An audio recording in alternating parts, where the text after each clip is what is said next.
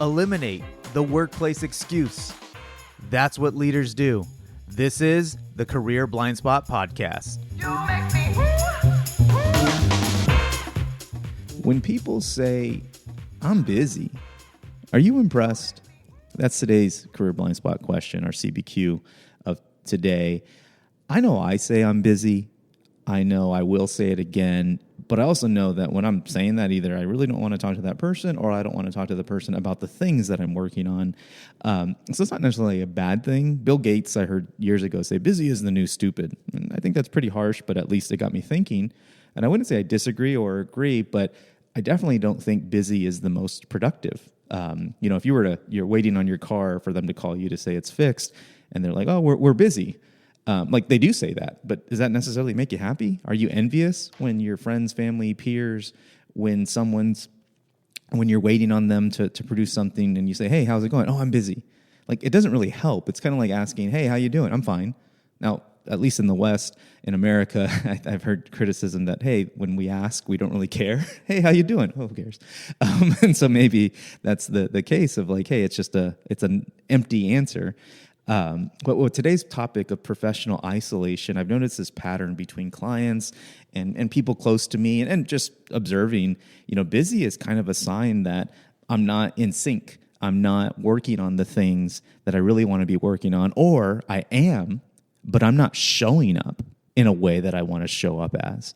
And so there was this is not the exact quote, but it was more, about spiritual or personal, but this quote said living with someone you love can be lonelier than living entirely alone if the one that you love doesn't love you.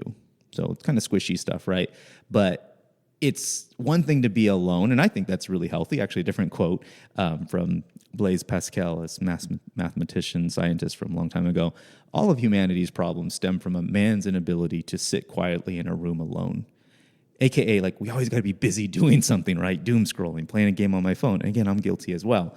So it's not to say being busy is bad in isolation, but I'm noticing this pattern that the most busy people at work, they're constantly interacting in emails and text and projects and meetings and this and that, and I'm not impressed.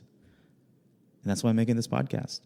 I'm not saying it's not hard, it's not a lot of effort, but I'm wondering, is there a better way to do what you're doing? Or why are you doing what you're doing? And, this is years after the pandemic, but a lot of people, maybe still, especially with remote, are disconnected from each other. Not necessarily a bad thing, at least physically with remote work. But I feel like a lot of us are becoming professionals at isolating. Yeah, we talk to each other. Actually, I'll put this quote in the show notes, but it's from a song from a while ago, Best of Times by, I think, a rapper, singer, Sage Francis. Technology made it easy for us to stay in touch while keeping a distance, till we just stayed distant and never touched. Now all we do is text too much. Great song. When we are working remote and even in office, it's easy to get in your rhythm of the people you have to talk to, you want to talk to, etc. But when hey, I'm busy, I wonder, are you actually working on things you care about? Or, especially if someone I care about, are you probably not if you're saying you're busy, or at the very least, I would guarantee, bet money on it, that you're not able to do what you want fully. And therefore, I question, do you even feel connected to people? Or is this just transactional relationships? And maybe you can put on maybe not a mask, but you can show up, you can play the part, fake it till you make it, as they say, but at what cost? And so I don't think busy is the new stupid, as Bill Gates had once said, but I do think it's a red flag of I'm either really tired or my priorities are all over the place. So if you feel like you're you're professionally isolated, that you have your work, but something's missing, maybe your energy, maybe a clear end goal, etc. That's a good thing to reflect on. Of I got a lot of quality or a quantity of things and boxes to check and projects, but where's the quality? And it might be there, but you just might not see it that way. And that ultimately, I think especially with quality, you have really good connections, not just good people, but the vibe between you is solid. And so, I think a lot of people say, I'm an introvert, or, I think more people tell me they're introverted or tell social media or post or talk about it than extroverts say, hey, I'm extroverted. And it's kind of ironic. Like, we hear the extroverts, but the introverts are the ones constantly telling us how antisocial they are. But just like the Princess Bride movie, you keep using that word. I'm not sure it means what you think it means. Extrovert doesn't mean I'm antisocial. Working remote doesn't mean I don't want to be around people. We need community. I don't know if this has come up in the past, but years ago, my wife had asked me, do you think you need people to survive? And then I was about to answer, then she goes, yeah, do you think they really would make you happy? I'm like, well, that's a different question. The first question, no, you need food, water, and shelter, at least in most climates, to survive, to live. But if you want to be happy, yeah, I don't think you can be what I believe is a wide range or spectrum of happy, and I think most people would fill it in and be alone on a desert island. I think you could be peaceful and calm, and you have the monks and all these things that people go and isolate. But for the rest of us, we want to be around people. Now, we can also say and raise hands, I'm around people all the time. I don't like them. And so, yeah, I get that. Or like when companies say, we're like family. I'm like, well, I don't want to hang out with my family on the weekend, so I don't want to hang out with you guys on the weekend. I love my family, but liking people is a different thing. But then it's also, we don't like ourselves when we go. I know when I go back to my old neighborhood for a long time, not so much the last maybe decade, but I just felt weird. And I'm like, the neighborhood, it was me. I didn't like who I was in high school. I didn't, maybe like shame, but I was like, I wasn't the coolest guy. That's why I'm so cool today, because I have character. But now it's me. Like, nothing changed. I mean, plenty changed. But me as the person and how I see myself and being comfortable in my own skin and being able to validate myself versus needing it from other people, that's what matters. But also, how I got there? Real connections, quality work. And it's not every day. It is not every day.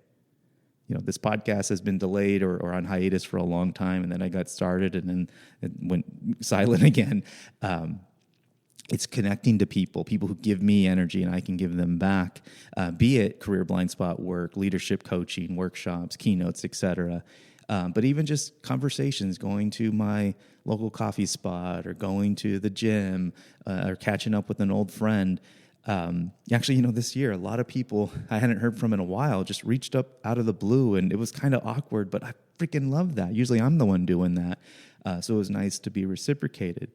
So going back to when people say I'm busy, are you impressed? Like, you're probably not like judging them, but you're probably not very envious. So what happens when you say it?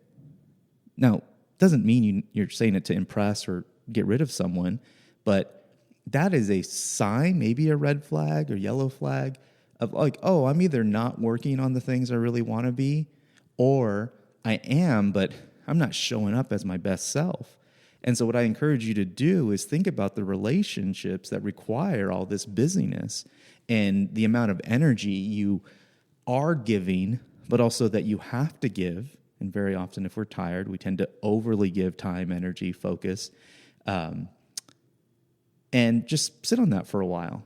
What do you give to it? What do you get out of it?